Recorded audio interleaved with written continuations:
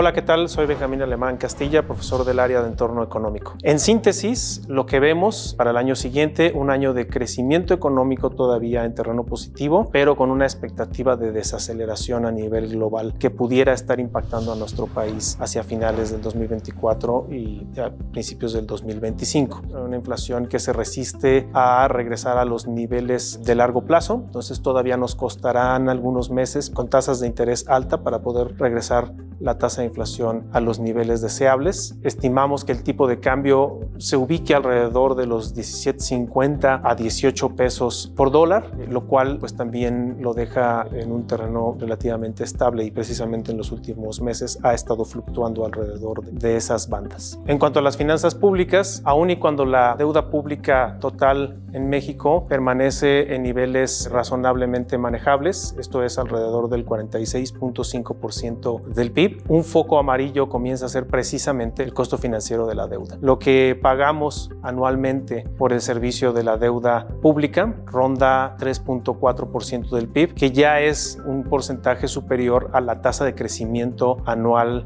del Producto Interno Bruto. Esto comienza a representar un foco amarillo, aun y cuando las finanzas públicas a lo largo de esta administración se han mantenido razonablemente estables y en niveles relativamente saludables. Lo que se presupuesta para el año 2024 sí ya comienza a reflejar probablemente un riesgo importante. Es un año electoral, el sector privado está registrando ya un déficit para el año entrante de alrededor de 5 puntos del PIB, lo que va a incrementar el nivel de endeudamiento del gobierno federal. Por este motivo se hace precisamente más urgente que se tomen mejores decisiones en cuanto al gasto público. Es muy importante que el gobierno decida invertir los recursos escasos con los que contamos en proyectos que sean socialmente rentables. El año electoral, como mencionaba, pues representa un riesgo, pero también algunas otras decisiones de política pública. En el mes de enero se estará discutiendo nuevamente el tema de los ferrocarriles de pasajeros en México, su regreso, y habrá que ver qué implicaciones tendrá esta nueva medida para las finanzas públicas, para la deuda pública.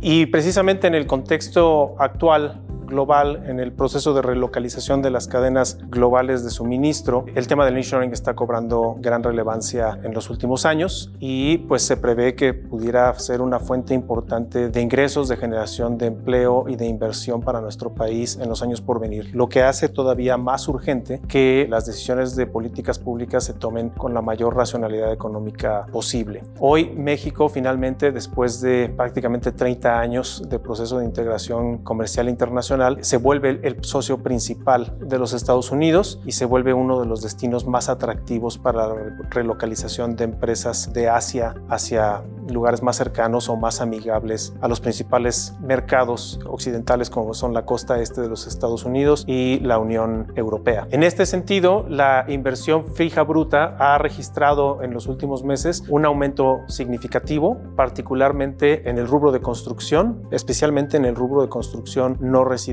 Algunos analistas nos explican que esto pudiera ser debido a las obras emblemáticas del sector público, como son el Tren Maya, el corredor del Istmo de Tehuantepec, la refinería de Dos Bocas, pero los datos del INEGI nos indican que por lo menos el 50% de este gran incremento que se ha registrado en los últimos meses proviene precisamente del sector privado. Esto quiere decir que se está llevando a cabo una inversión fuerte en parques industriales, en plantas, que pues espera una llegada importante de inversión extranjera en los próximos años. Al día de hoy todavía no se ve en las cifras de inversión extranjera directa un flujo importante, pero lo que sí ya se ve desde hace varios meses es un aumento en la demanda por insumos o por productos fabricados por empresas mexicanas, es decir, un aprovechamiento de la capacidad subutilizada de empresas mexicanas o de empresas ya instaladas previamente en México, y estamos hoy en esta fase de expansión en la que muy probablemente en los próximos años estemos viendo un incremento importante en los montos de inversión extranjera directa en nuestro país. Hay algunos sectores que naturalmente tendrán una ventaja competitiva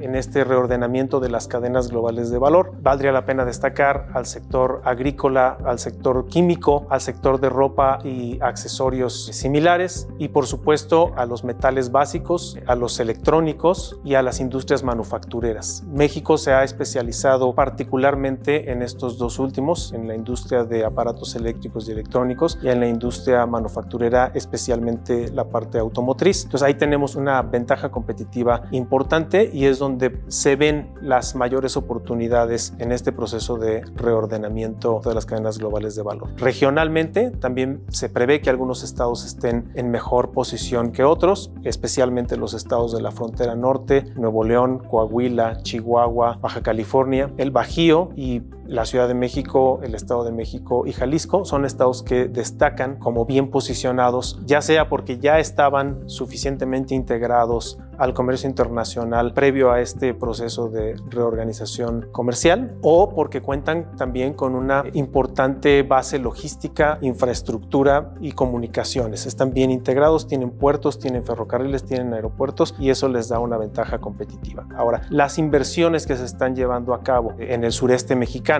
son importantes para tratar de nivelar la cancha entre regiones. Entonces, el corredor del Istmo de Tehuantepec, las inversiones que se están llevando a cabo en Mérida, en Puerto Progreso, en Campeche y en Tabasco, son inversiones que pudieran eventualmente volver más atractiva también a esa región para las empresas que están buscando relocalizarse en mercados más cercanos a los Estados Unidos. Finalmente, hay que recordar que pues, el año que entra es un año importante en términos electorales, no solo en México, sino en diversas partes del mundo. Se estarán llevando procesos electorales en economías importantes, por mencionar el caso de la India, el caso de los Estados Unidos, por supuesto, también es importante. Y bueno, todos estos elementos le meten un poco más de inestabilidad a la economía mundial, por lo cual habrá que estar atentos a los diferentes procesos que se lleven en todas estas partes del mundo, manteniendo un especial cuidado en las finanzas nacionales, en las finanzas públicas mexicanas, precisamente por este entorno de elecciones en nuestro país.